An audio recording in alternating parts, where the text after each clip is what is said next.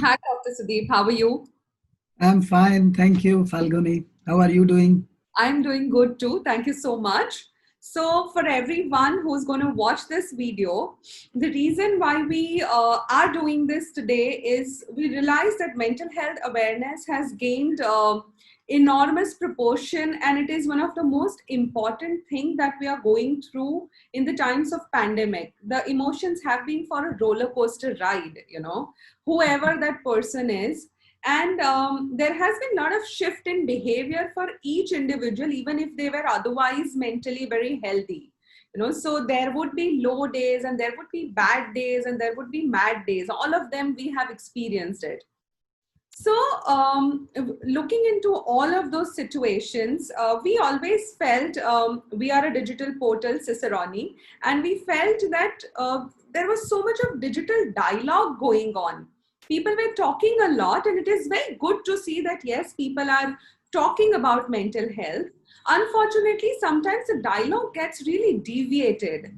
It gets Hmm. deviated because the professionals are not talking, but it is the influencers who are talking, who do not probably have the wherewithal to talk about. And True. that's why we have invited Dr. Sudeep Shroff for this session of Candid at Cicerone live.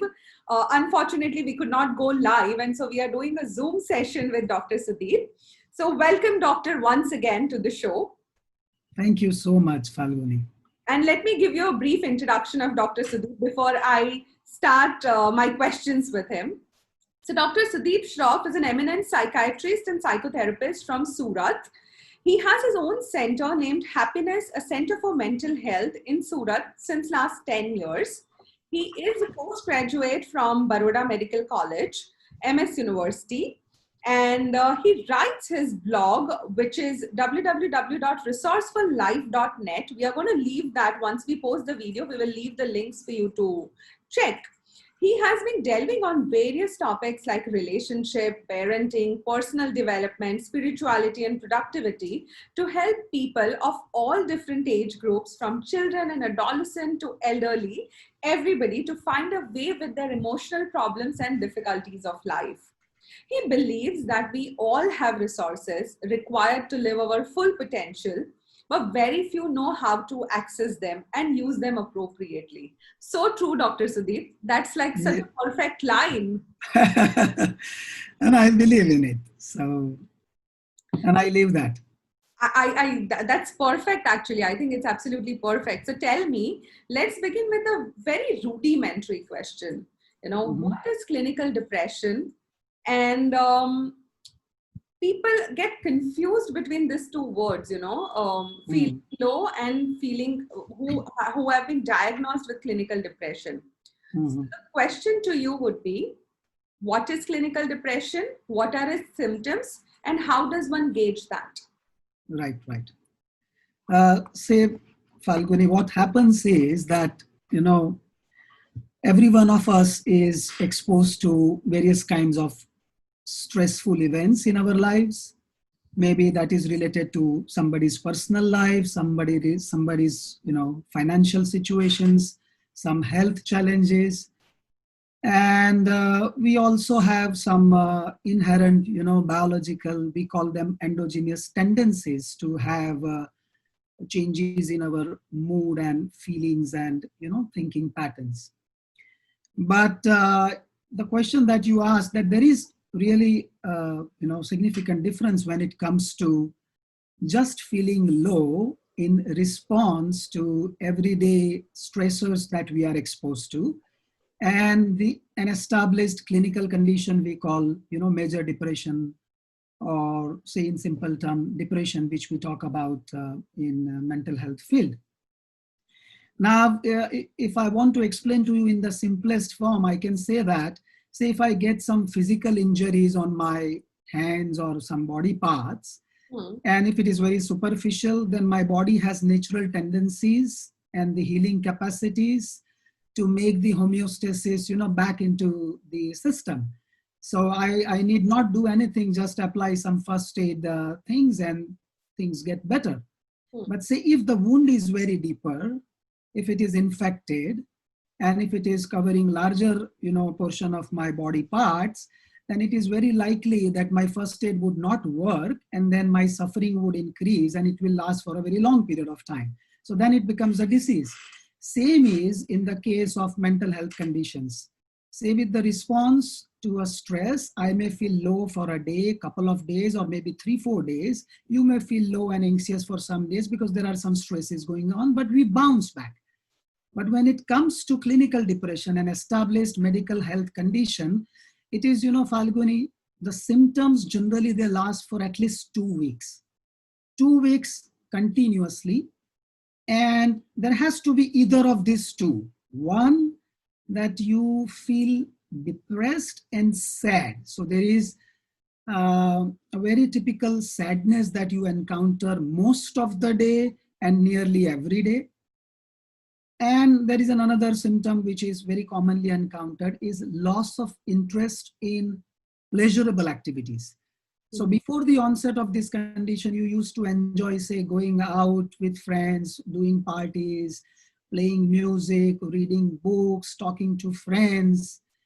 So all those hobbies and activities, you suddenly realize that now they don't attract you, and you don't feel like getting involved in them. So these are the two main symptoms which are generally encountered, and they don't last for a couple of days or 4-5 days. They go for 2 weeks continuously at a stretch. The another thing, Falguni, is that this is not just about mood and thinking. Actually, the physiology of the person who is going through clinical depression changes. So there are significant changes in the sleep patterns. Some people sleep more, and some people have difficulties falling asleep. And very common is that they have tendency of waking up early, couple of hours earlier than their, usual timings. The appetite changes. Somebody eat too much, and some people, they eat very less.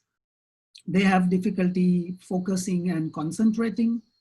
They feel fatigued and tired very easily. And many of them have feelings of, hopelessness, worthlessness, helplessness.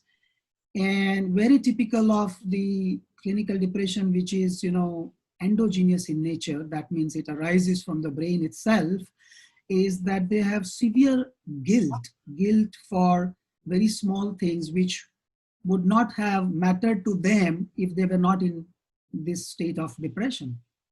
And in the very severe cases, you may have the thoughts related to ending your life. But this pattern, it goes for at least 2 weeks before we label it as a disease or an established depression. I understand. So in that case, do you think the person who is suffering from depression generally is the one who goes and asks for help, or do the family and friends, who has to be more aware in this situation? What happens? Say, Falguni, it's not in India, because I have been talking to many people outside India also these days. So the stigma about, having anything related to feelings and thinking is so prevalent all across the globe that people who notice in themselves that there are changes in their, habitual thinking and feelings, and then physiology in the form of sleep, appetite, concentration. But most of them generally do not, share this discomfort until it becomes very late. So most of the time, what happens that the loved ones, near one, dear ones who are very close to them, they start noticing after 4 or 5 days a pattern which is deviating from the normal for that person. So if somebody is asking for the person to go out and go to a restaurant and have some party, the person would jump if he or she was not in depression, but then would make reasons and not go. And this is not just for one incident. It may happen the next day, it may happen the day after the next day. So then they remain withdrawn. They would have difficulty, staying in the conversation and communication. So most of the time, the family members, they can pick up the things well early. though the person notices. The person can notice it before even the family members can make out, but the person has difficulty, going out and approaching for the help. So it becomes more of a responsibility of the family members to help them to go for the help. Sure. So in that case, what do you think should an individual do? Because here we are dealing with two-fold approach, right? One is that the individual himself or herself can go out and ask for help. And the second would be that if he or she is not asking for help, how do the family and friends reach out Hmm. and seek professional help? So what would be the recourse? Say for the person who is experiencing those symptoms, and if any one of them is listening to this talk right now, uh, the most common obstacle which we see in the person's ability to go and look for the help is that the person thinks and believes that having emotional lows is a kind of a sign of a weakness. So they spend days and weeks figuring out that feeling low should not happen to me. I'm a strong human being and I should not have this kind of low episodes because it indicates that I am weak. And many of the times, it has related to the way society deals with emotional lows.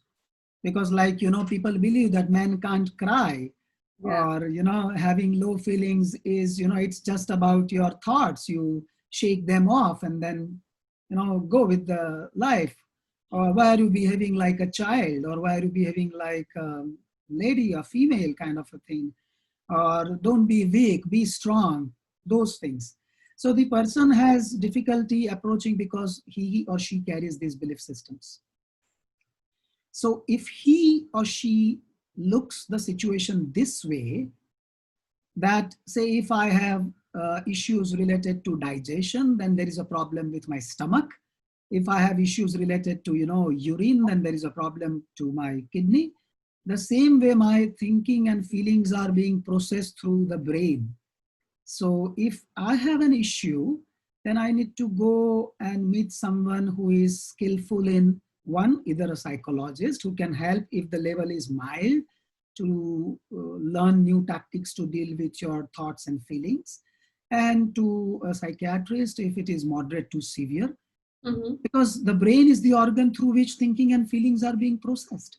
Right. So if the person looks at the situation this way, then that notion of being weak usually takes a backseat, and the motivation to go and take the help opens up. In a case where the person is unwilling, because we live in a society which is rather complex, and if the person is unwilling because of multiple reasons that you mentioned, what does a family do in this situation? Because I realize that you also treat a lot of adolescents and elderly. Mm. And when you talk about adolescents right now, currently considering the pandemic situation, the entire families are living together either in a cramped house or in bigger house if they have the arrangement. But let's say mom is working, dad is working, and the child also has to have education on Zoom calls and all of it. I think Mhm. nobody has been prepared for this kind of situation, Right. and that takes a lot of toll. So for kids, what should parents do in this situation?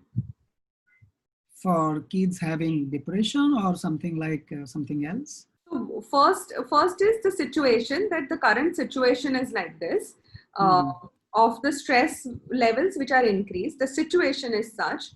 Now there could be two things: either a person is depressed, or either the person is starting to feel the symptoms around it. What Mhm. should parents do as mindful, vigilant parents to check on children? Uh, See, when it comes to kids, the most important thing that the parents need to remember is that the channels of communication between parents and children, they need to remain open. And depending upon the age of the children, the quality and the amount of communication channels, they differ. Say when it comes to adolescence, and if parents, they notice that there are some changes which were not there, but suddenly for a week or 10 days, some things have changed. The tendency is, and that is because even the parents feel frustrated and anxious about what's going wrong. So the tendency is to not initiate conversation for few days, and then there is a blast which happens, and the blast usually happens in the form of blame, in the form of nagging, in the form of pushing, in the form of advising and instructing. Instead of that, the simplest thing which parents could do in this situation is that they need to be mindful of taking interest in what the child is doing, what an adolescent is doing. So it may be tough if they have not done that before, but say if the teen is not reading, which he should be, not studying, but watching movies, then you better join him or her with the movie that he or she is watching. Rather than point blank way telling him or her about his or her duties and requirements to be done, you go and sit with them, watch the movies. If somebody is reading a book, then go and talk about what kind of a book he or she is reading. If somebody is busy with the phone, mobile, which is quite common these days, take interest what kind of apps he or she is using. Now, this is, ice breaking. This is the beginning of the conversation, because everyone, including adults, would be interested in conversation if you happen to have shown interest in what's going on in their life rather than just instructing. So parents can begin with that. The second, once that they realize that some sort of doors have opened, windows have opened up, then they can show their concern this way that, so and so, I'm quite concerned about you. I see these days that you are not in your own self, and you must be feeling somehow uncomfortable, somehow unhappy, and I noticed that, and I'm worried about it. I know you are capable, but something must be wrong. So if you wish, you can share, I'm available. And then leave. Don't expect him, her to come back immediately.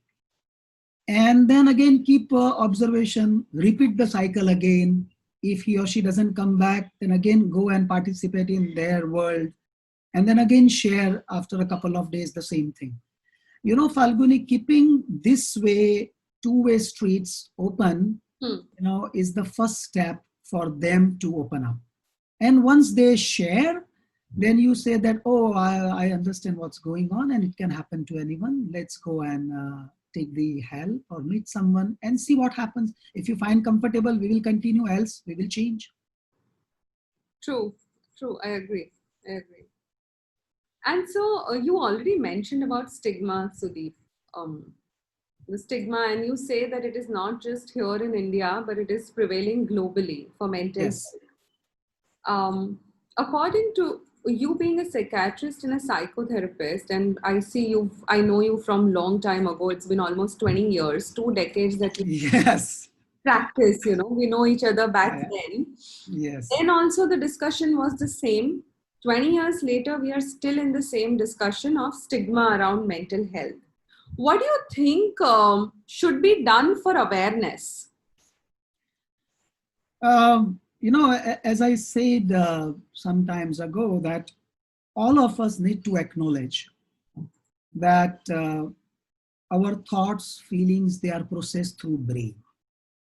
Now, I'm putting this on record because some of my colleagues may not agree with me, but we have not yet been able to identify whether they arise through brain or they are reflected in the brain. But one thing is very sure, that the brain is involved, no doubt about it. So when we recognize that there is an issue with my thinking and feeling are the processes like my digestion and filtration and respiration, because for my physical body to stay alive and enjoy and stay energetic, I need those physiological processes. The same way for my inner self, I need thinking, feeling, imagination, and all other emotions to be experienced. And all those things, they are processed through brain. So once, Falguni, I have seen with my patients that once they recognize this, then it becomes like any other difficulties that I can have with my body. The same way I have difficulty with my brain and mind. And so the acceptance becomes much easier. We need to stay away from these kind of notions that depression can happen only to weak people. If somebody is suffering from mental health issues, that means the person is weak, is not strong, is incapable, has failed in some way. No, it's like any system can have difficulties, the same way your brain mind can have issues. Definitely. And this is the only way. This is the only way to bring the stigma down. The other thing is that if a family member of somebody has suffered, those people can relate to this mental health issue so well that then they become the ambassadors, that no, this is a real problem. It's not an imaginary, hocus pocus, something in air kind of an issue. The person who goes through this, or the family member who has seen people going through this, they exactly know. And these people are increasing. The number of these people are increasing. So I'm very hopeful. Which is good, which is good. So tell me something, what would be the tools, the resources, access, how should people, is there some ready reckoner which people should follow, that if I have XYZ issues, how do I reach out? What would be the steps for it? And for it? Yes. So anytime a person experiences a change in one's mood. Now, when I say mood is a long-lasting emotions. It's not an hour long, but it's days long. So I mean, if you get angry with me or we get into a fight, I may get upset for a couple of hours and then bounce back. But my mood is my baseline emotional tendency that I can feel from within, and people can see through in my behaviors. So when person notices that there is a change in mood due to some events or without some events, and if it is lasting for say 3-4 days and more, then person should be little mindful about that this looks like not a regular mood change. This can be, again, up to 2 weeks, we won't label it as clinical depression, but this can be something else. So staying mindful is the one. Second, person needs to talk. So find friends, find family members, find loved ones with whom you can share your feelings. And the role of the family members is to listen to, rather than advising and suggesting and fixing the things, because people need ears at this time, not the mouths. So you need to listen to that. That's a good one. Yeah, because that happens very common, that happens too common, and that's why people don't share. And the third thing is that you can talk to your family doctor first. Okay. So whosoever is your family physician, go and meet after 1 week and tell them that I'm feeling this so-and-so kind of a thing, and I need help. And if it has crossed, 12, 13 days, then you should definitely look for a good psychiatrist, psychotherapist, or a psychologist to get in connection with, without any shame. I tell my patients that it can happen to me also, because a cardiologist can have a heart attack. I can have a depression, and then I will not be my own doctor to treat me. I will have to go and find someone who can help me come out of it. Sure. Makes sense. So this is something which is about mindfulness. And can you tell me, because this is something which most people do not figure out, that exact point when they start feeling bad and associating it with what exactly is causing it, and then eliminating the reason. So the applying logic to it. Can you throw some light on being mindful about your own behavior? Because I feel that is something which should be even taught to kids in school. Very true, very true. Falguni, being mindful is all about, staying as an observer of what is happening to you. What thoughts are crossing your, awareness at this time, what feelings are being experienced in the body at this time, and what kind of actions and behaviors you are taking. Most of us are so much, uh, identified with our thoughts and feelings that we become thoughts and feelings. So we become more reactive. So as soon as I get some thoughts, I get carried away, then I have series of other thoughts, and then I act on those thoughts and I feel those thoughts.